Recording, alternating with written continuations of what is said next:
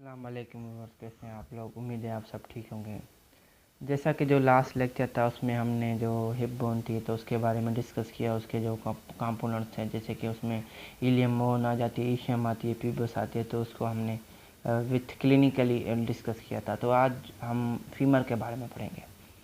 Basically जो femur जो है इसको हम थाई बोन कहते हैं। ठीक है, ये एक लॉन्ग और स्ट्रॉन्गेस्ट बोन होती है बॉडी की। ठीक है, अब इसके जो है ना तो टू एंड होते हैं, एक अपर और लोअर, और इसके अलावा इसकी एक शाफ्ट होती है। अब सबसे पहले साइड डिटर्मिनेशन करेंगे कि हालांकि कौन सी बोन राइट की है या लेफ्ट की है, हमें कैसे पता चलेगा। तो सबसे पहले इसमें बता रहे हैं कि जो हमारा जो अपर एंड जो होगा ना वो क्या होगा, उसमें एक राउंडेड हेड होगा।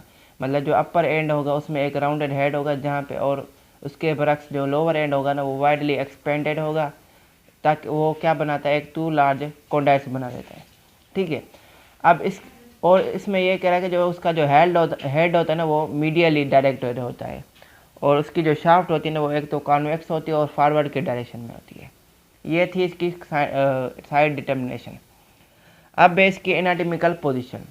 अब इसमें कह रहा है कि जो इसका जो हेड होता है ना वो डायरेक्टेड मीडियली होता है और अपवर्ड होता है और स्लाइटली फॉरवर्ड होता है, और इससे इसके बरक्स इसके जो शाफ्ट होती है ना वो ऑब्लिकली डाउनवर्ड जाती है और मीडियली जाती है, और इसके जो लोअर सरफेस पे टू कॉन्डाइल्स होते हैं जो कि सेम हॉरिजॉन्टल प्लेन में लाई करते हैं।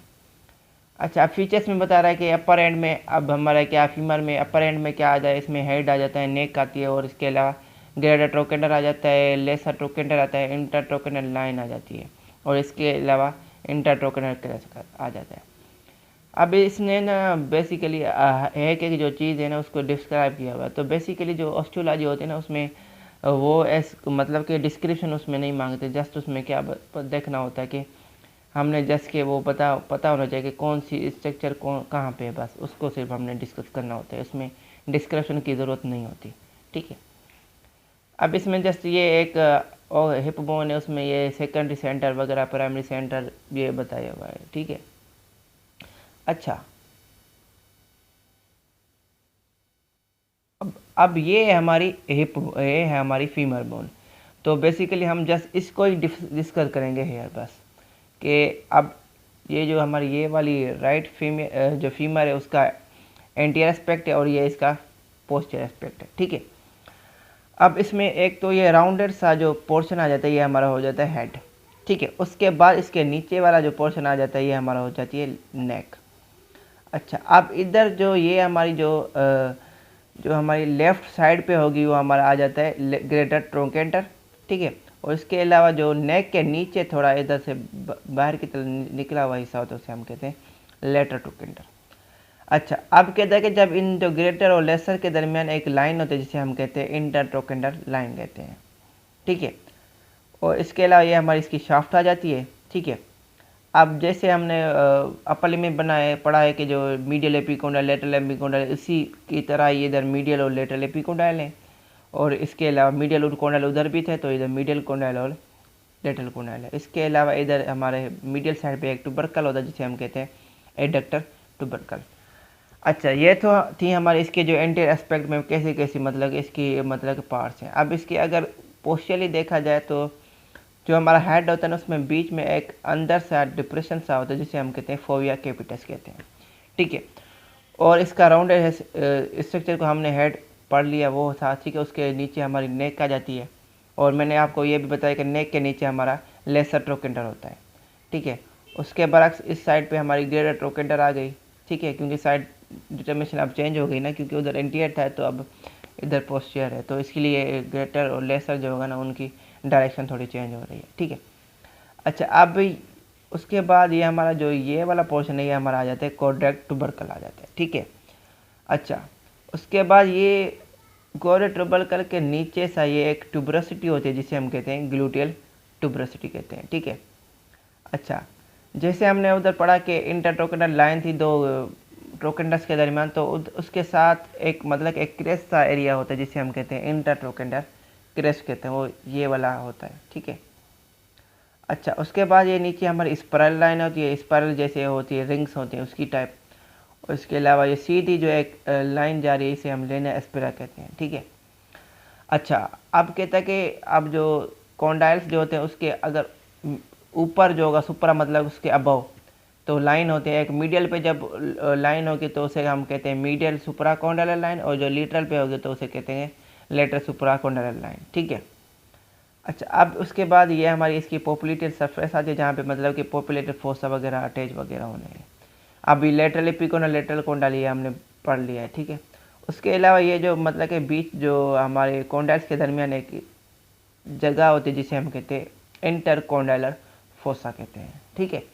ये थी हमारी बेसिकली ये थी हमारी फीमर बोन जिसको हमने राइट साइड की थी, इसको एंटीरियर और पोस्चर के बारे में, पोस्चर में जो जो स्ट्रक्चर्स थे वो हमने डिस्कस किए। अब इसने मतलब सेम चीज़ों को बस डिस्क्राइब किया हुआ, तो इसको मतलब कि रीड आउट करने की ज़रूरत नहीं होती, क्योंकि ये बेसिकली क्वेश्चन जस्ट हमारे वाइवा से रिलेटेड होते हैं ना, तो इसमें जो होता है बस वाइवा में जस्ट वो आपको ये एक बोन देगा कि हाँ भाई इसके जो है ना स्ट्रक्चर्स जो भी इसकी जो है वो बता दो, ठीक है। अच्छा, अब अटैचमेंट्स में जो आपको बता दिया कि ग्रेटर ट्रोकेंडर आ गया था, फोविया कैपिटस, वो जो सारी वो चीज़ें हैं वो इधर अटैचमेंट्स पर डिफ्राइब हुई है। ये इंटरकॉन्डाइलर फोसा मैंने आपको डिस्कस करा कि मीडियल और लेटरल एपिकोंडाइल्स के दरमियान होता है, ठीक है। अच्छा, ये उसके अलावा बाकी जो इसके जो मसल्स जो होंगे ना, ये अटैचमेंट जो भी होगी ये सारी हम बाद में इसको डिस्कस करेंगे, ठीक है। तो जब सारे जो मसल्स हैं ना वो हम बाद में करेंगे। अच्छा, अब बेसिकली इसकी जो क्लिनिकल एनाटॉमी है उसको थोड़ा देखते हैं कि कहता है कि ट्रिपिंग हो जाती है, माइनर एब्स्ट्रक्शन हो जाती है, किसी भी एक्सीडेंट में फोर्स मीडियल रोटेशन हो जाती है थाई पे, तो जब कोई भी गिरता है तो मीडियल रोटेशन ऑफ थाई हो जाती है। तो बेसिकली जो हमारा जो शाफ्ट जो होती है फीमर की उसकी में फ्रैक्चर आ जाता है below the age of 16 year, मतलब कि 16 ईयर से बिलो वालों में क्या होगा कि जो फीमर की जो शाफ्ट है ना उसका फ्रैक्चर का खदशा होता है। उसके बाद ये कहते हैं कि बकेट हैंडल टीयर हो जाते हैं मीडियल मेनिस्कस, मतलब इन दोनों मीडियल मेनिस्कस का टीयर हो जाता है जो कि किस एज के दरमियान होता है, 14 से लेके 40 तक।